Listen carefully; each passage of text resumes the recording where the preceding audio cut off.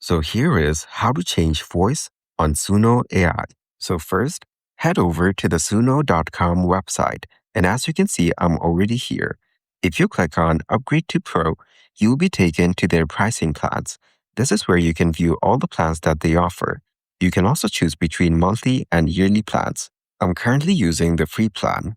Let's click on Create from the left panel. After that, you'll be brought to this page. From here, go to the top and select Advanced. After that, you can see this lyrics section right over here. You can write your own lyrics or you can use a prompt in order to describe the lyrics. Suno will then generate the lyrics for you. There's also an instrumental option which does not involve vocals or lyrics. So put in your desired lyrics and then go to More options on the bottom.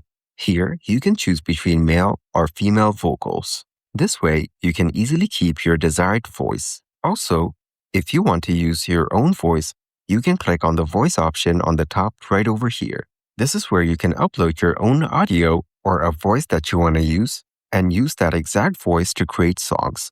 But this is a pro feature and you will need a paid plan to use this. And that's it. That is exactly how to change voice on Suno AI.